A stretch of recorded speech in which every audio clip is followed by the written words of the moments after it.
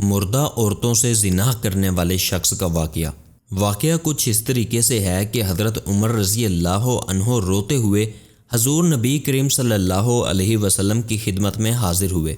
آپ صلی اللہ علیہ وسلم نے وجہ پوچھی تو عرض کیا کہ یا رسول اللہ صلی اللہ علیہ وسلم، دروازے پر ایک نوجوان رو رہا ہے جس نے میرا دل جلا دیا ہے۔ فرمایا عمر، اسے اندر لے آؤ۔ وہ نوجوان روتا ہوا آپ صلی اللہ علیہ وسلم کی خدمت میں حاضر ہوا۔ حضور صلی اللہ علیہ وسلم نے اس سے رونے کی وجہ پوچھی۔ کہنے لگا یا رسول اللہ صلی اللہ علیہ وسلم، میرے گناہوں کا ڈھیر مجھے رلا رہا ہے اور مجھے جبار سے ڈر آتا ہے، وہ مجھ پر غضبناک ہوگا۔ آپ صلی اللہ علیہ وسلم نے فرمایا نوجوان، کیا تو نے اللہ کے ساتھ کسی کو شریک ٹھہرایا ہے؟ عرض کیا نہیں۔ کیا تو نے کسی جان کو ناحق قتل کیا ہے؟ اس شخص نے عرض کیا نہیں۔ آپ صلی اللہ علیہ وسلم نے ارشاد فرمایا کہ اللہ تعالیٰ تیرے گناہوں کو معاف فرما دے گا، اگرچہ 7 آسمانوں 7 زمینوں اور تمام پہاڑوں کے برابر بھی کیوں نہ ہوں۔ نوجوان بولا حضور، میرے گناہ 7 آسمان زمین اور پہاڑوں سے بھی بڑا ہوا ہے۔ آپ صلی اللہ علیہ وسلم نے ارشاد فرمایا تیرا گناہ بڑا ہے یا اللہ؟ کہنے لگا میرا گناہ بڑا ہے۔ فرمایا تیرا گناہ بڑا ہے یا اللہ؟ اس نے کہا میرا گناہ بڑا ہے۔ ارشاد فرمایا تیرا گناہ بڑا ہے یا تیرا اللہ؟ کہنے لگا ہاں البتہ میرا اللہ، اور اس کا رحم بہت بڑا ہے۔ پس ارشاد فرمایا کہ گناہ عظیم کو خدائے عظیم ہی معاف فرمائے گا، جو بہت ہی عفو و درگزر کرنے والا ہے۔ پھر فرمایا ذرا اپنا گناہ تو بتا۔ اس نے عرض کیا یا رسول اللہ صلی اللہ علیہ وسلم، مجھے آپ سے حیا آتی ہے۔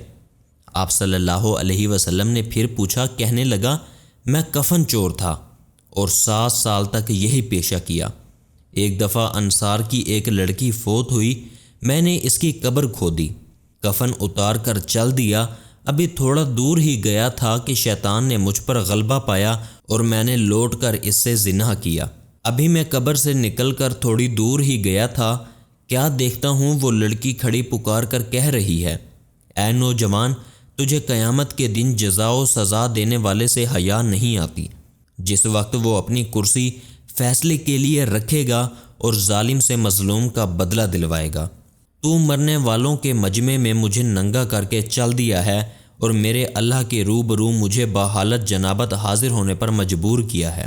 یہ سنتے ہی حضور صلی اللہ علیہ وسلم کھڑے ہو گئے اور اس کی گدی پر ایک تھپڑ رسید کیا اور فرمایا او فاسق، تو بس آگ کے ہی لائق ہے، جا یہاں سے دفع ہو جا۔ نوجوان وہاں سے نکلا، 40 راتوں تک اللہ کے حضور توبہ کرتا مارا پھرتا رہا۔ 40 راتوں کے بعد آسمان کی طرف سر اٹھا کر کہنے لگا، اے محمد صلی اللہ علیہ وسلم کے خدا، آدم اور حوا کے معبود، اگر تجھے میری توبہ منظور ہے تو حضور صلی اللہ علیہ وسلم اور آپ کے صحابہ کرام کو اس کی خبر دے دے، ورنہ پھر آگ بھیج کر مجھے جلا دے اور آخرت کے عذاب سے نجات دے دے۔ اتنے میں حضرت جبرائیل علیہ السلام تشریف لائے، سلام کہا اور اللہ تعالیٰ کی طرف سے آپ صلی اللہ علیہ وسلم کو سلام پہنچایا۔ حضرت جبرائیل علیہ السلام نے کہا کہ اللہ تعالیٰ فرماتے ہیں کیا مخلوق کو آپ نے پیدا کیا ہے؟